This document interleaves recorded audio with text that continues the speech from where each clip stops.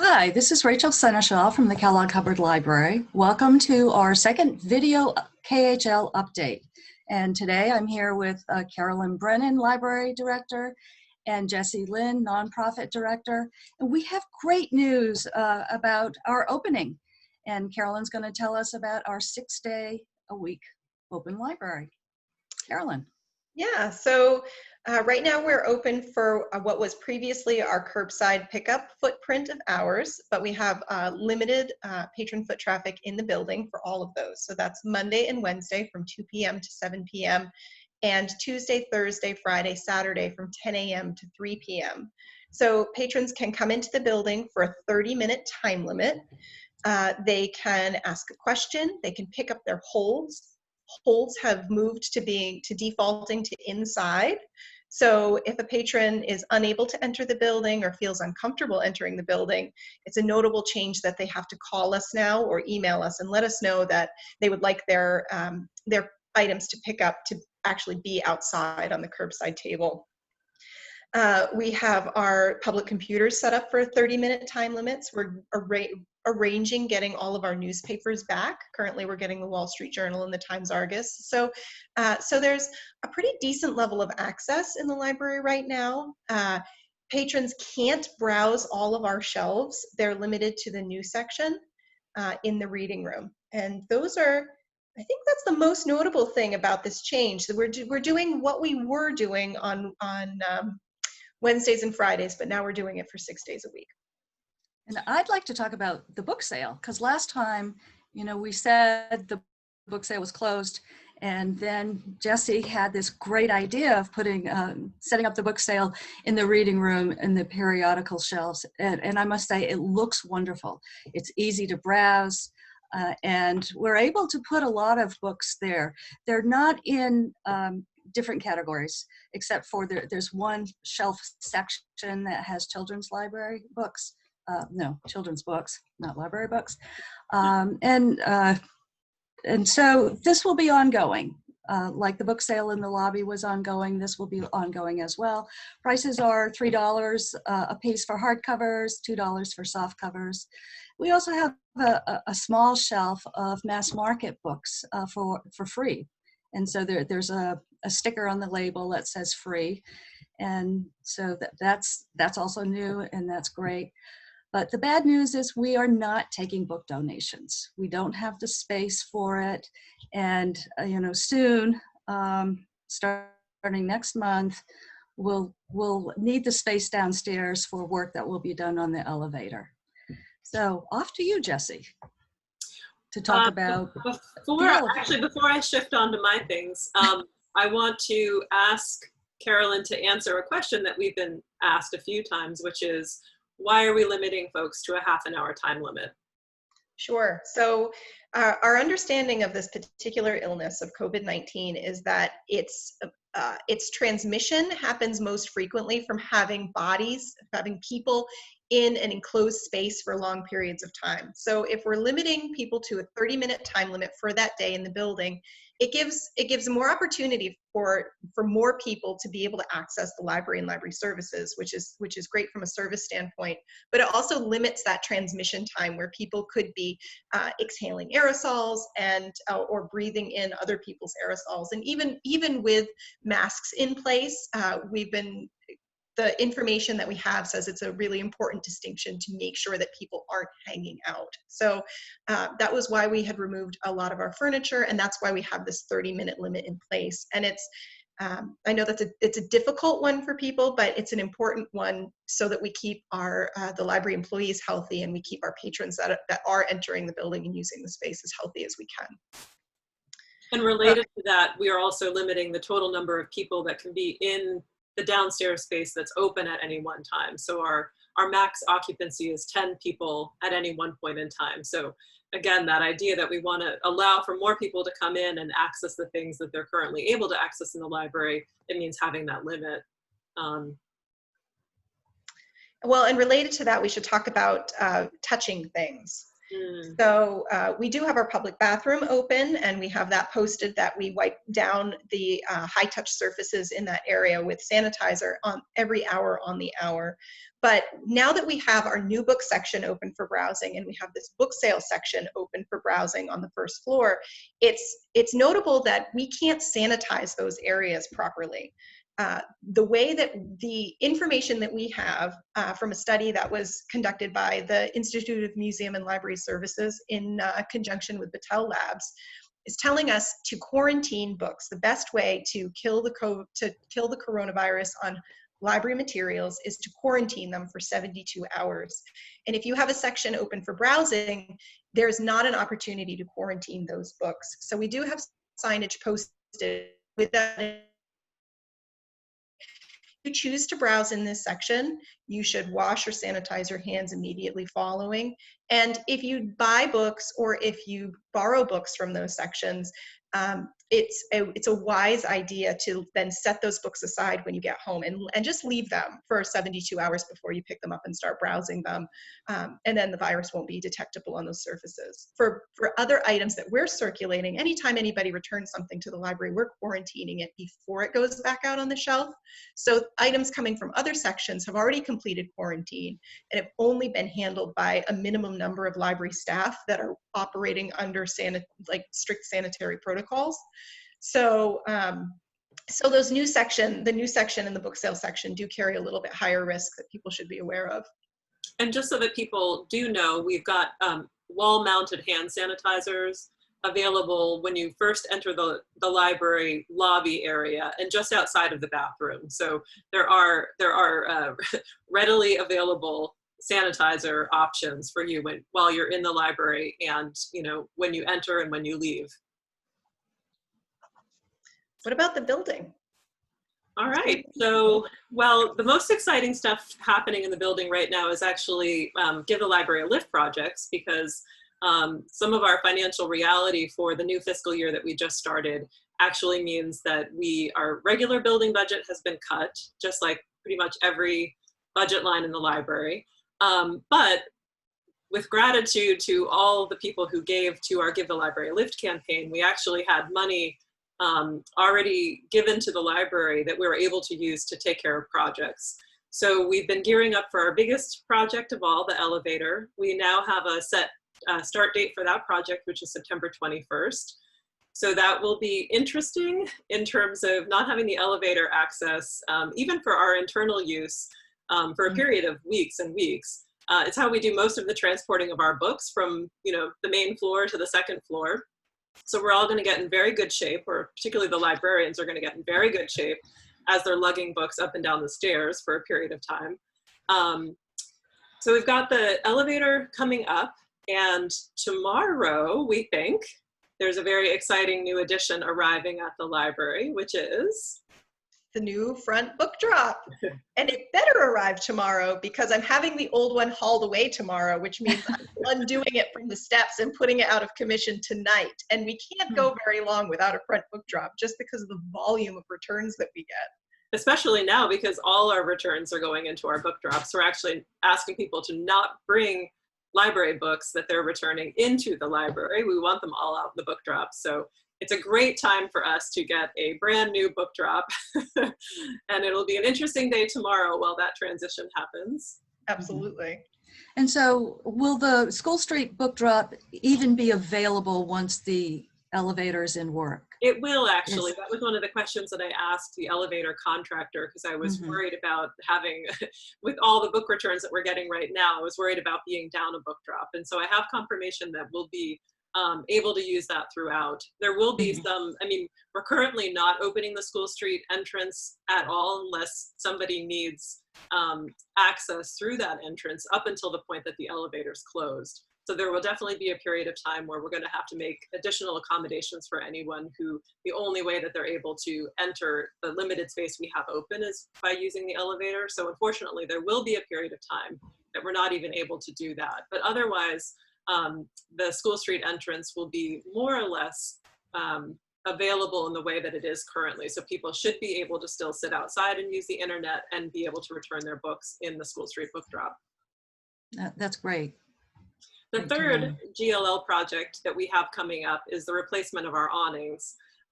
Some of you may have noticed that we've had a broken awning for a little while, and those awnings were actually put in when the addition was done. So they're they're about 20 years old. So they're ready for an update, and it'll be really exciting to have new, fresh awnings on the outside of the building. So that's coming up sometime in September also. Had by a few people, and I think you two have also had the same questions. Have the librarians been laid off at any point? No, we didn't have to lay anybody off. We did have, was it one, Jesse, one staff member that took some voluntary family leave because of their specific situation. But we didn't have to lay anybody off. We were able to keep people working remotely and then transition them back into the building. Yeah, we had a period of time where our pages and substitutes, really, our high school pages and our substitutes, because of the nature of their work, there just wasn't work for them to do. Although now we've brought back our high school pages, so they're helping us with book shelving at this point. But no, we've really prioritized both the safety of our staff and trying to maintain our staff through this time. We did have one of our part-time circulation librarians, Diana Barron, did decide to move out of state. So Diana is no longer with us, and we have another part-time staff member, Laura Fransky, who is moving on at the end of this month to begin a different job. So we are sad to have lost two part-time staff members, but it's not because of a layoff. Both of those were individual life decisions that those two people were making. And I will miss them both greatly. We all will. Yeah. We wish them both really well in their next adventures. So maybe I'll mention the raffle now. We have a new raffle that started yesterday. It's a Old Town kayak Vapor 10, and it was difficult to find a kayak for raffle. I called the Great Outdoors, who we've dealt with for a few years now, and the owner of the Great Outdoors actually took 2 trips to Maine to pick up kayaks. His first trip he got 5, they were already spoken for, and then he got 6 more with one for us. So it's a beautiful kayak, and Carolyn and Jesse set it up in front of the new bookshelf so people can check it out. The easiest way to buy tickets is online. You can go to our website and click on the flyer for the kayak, and tickets are $10 a piece. We're only selling 200. And in July, when we had a paddleboard raffle, we sold all the tickets in 3 days. So if you want to get a raffle ticket, I suggest you buy it soon, or buy several soon. That would be great. And thank you, Jesse and Carolyn, for setting it up. It was nice to walk in the library yesterday and see it there. It's nice. It has easy handles, so it's easy to move. And it's a beautiful color. It is. That's a new color. The manager of the Great Outdoors told me that's a brand new color. Its name doesn't make sense to me, so I don't remember it. Something like Propic. That's lovely. Yeah.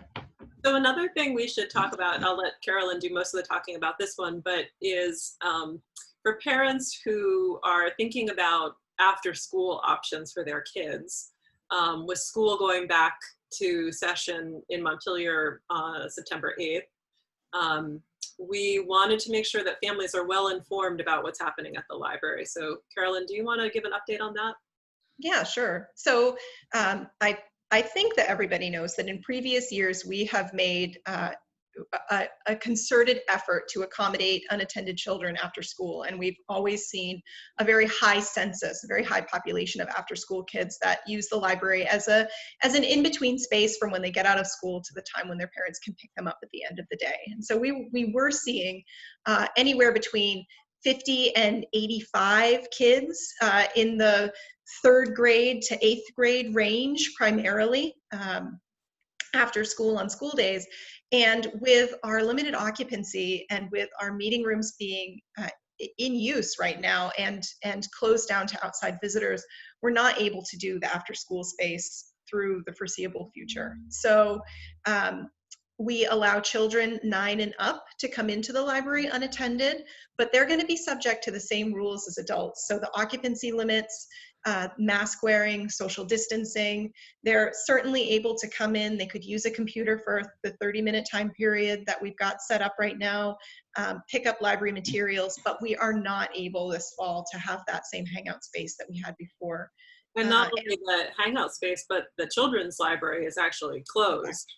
That's currently a staff-only space. It's actually where our curbside operations, or our kind of holds behind the scene operations, what used to be curbside, that's where all that operations is happening. So that space is completely closed. Just like all the second floor of the library, that's all closed to the public. Right. So, and we know that school plans right now look like shortened days and partially virtual academy learning and it seems like it's a little unsure how long those models will last. So my assumption is that for the most part, parents are already being forced to make other arrangements for their kids to accommodate for this different school year in the fall that we're looking at. And so we're hoping that won't end up being a significant service gap. How many public computers do we have available? 5 set up right now. So we've got 4 in the front reading room, 1 on each of the big front reading room tables so that they're spaced well apart. And then we have 1 at another big wooden table that's right in front of our fireplace, kind of in the main room. So we have 5 available right now. So that it's not a lot in terms of access by adults and children after school. Exactly. And one of the ways when Jesse and I were talking about the occupancy limit for the building, we knew that public computers were one of our service gaps, and that was one of the things that we wanted to put into place. So we put those in with correct distancing. We looked at the services that we were going to be able to offer and the square footage that we had available for people to visit. And we said, and we actually walked around a few times and we said, okay, so if there's 5 people using computers and there's people picking up holds and there's people asking questions and there's people using the public bathroom, how many people can we reasonably accommodate and fit in the space and serve at any given time? And that was how we came up with our occupancy limit. So at this time, I don't see a way that we would be able to increase that. And it's been working. And I should say there doesn't seem to be a need right now to increase the level of service that we've got going right now, and the number of public computers thus far seems to be sufficient and working really, really well. So we're going to continue to assess as we move forward. But I think one of our overarching goals throughout this whole thing was, again, primarily always prioritizing staff safety first and foremost. But second to that is, however we decided to reopen the library, to try to be able to stay at a limit that we think we can sustain for a longer period of time. And so we're really anticipating that this reopening to 6 days a week will be the level of operations through at least the end of October, and maybe even beyond that, because as we're watching for the potential of a resurgence of COVID cases in Vermont this fall, we'd rather try to stay steady than do an open, close. And, so our goal is to stay sort of on a smaller footprint and see if we can sustain that longer, and then just kind of watch and see what happens. I think that's great. Yeah, well, and for several of us, many of us have kids, and so we have to think about the stability of our own schedules and accommodating for our kids going back to school, and what that looks like individually for each of us. And just not having, up until this point, we've had something change every single week, to the point where our staff members are coming in and saying, okay, what do I have to do differently now? And so a period of stability for our employees, a period of stability in our hours and services, so that everybody that wants to access the library knows how to do it. And again, they don't have to check the signage in front of the library or check the website every single time to see if something's changed on any given week. I think it will be nice for everybody if we have this kind of period of relative stability, and knocking on wood and hoping that it works, because you have to do that with everything right now, at least a little bit. And I really appreciate that there are two late days, like Monday and Wednesday, people can come until 7 p.m. And actually, our Saturday hours are expanded by an hour beyond what they were pre-pandemic. So we're really trying to give an offset of daytime hours for the folks that want to come into the library during the day, evening hours for folks that work regular sort of first shift jobs, and then weekend hours so that everybody has an equal opportunity for access. Good. Yeah. Well, I don't have anything else on my list. I don't know if you have things that we haven't touched upon on your lists. I think we covered pretty much everything.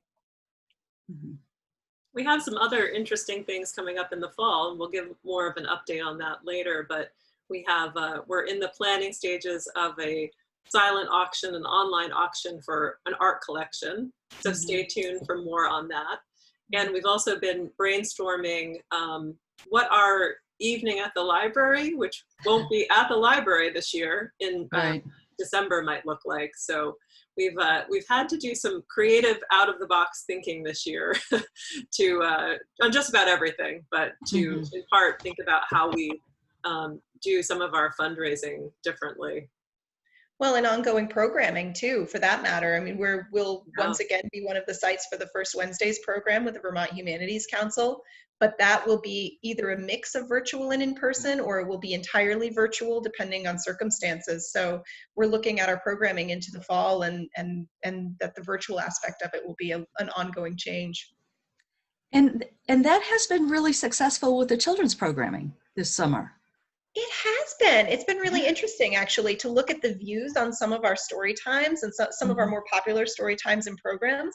One of the silver linings about having a digital component to children's programs is that they're not time sensitive. So if you can't make it to the library for story time at 10:30 in the morning on a Tuesday or a Thursday, you can go back and look at it when it's convenient for you. And so we've had at least one mom with a preschool age little boy, and he will go on and watch the same story over and over again. She said like 10 times. And that's great. Which is great. Yeah. So it gives a replayability factor, which is really nice. And then we have had, some of those programs have had 500 views. So if you think about accommodating 25 or 30 parents and kids at a regular in-person story time, and then the expansion for being able to view that from home at your convenience. So I think that going forward, even when at whatever point we get back to really being able to do in-person programming, we're going to have to record those and post those to our to our YouTube channel or to our Facebook page, because it's gotten such a tremendous response.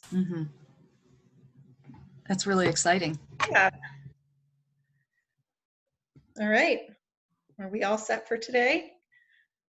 Well, I really appreciate, having this discussion with you and being able to share this information with our public, our patrons and our donors and everyone in the community. So thank you.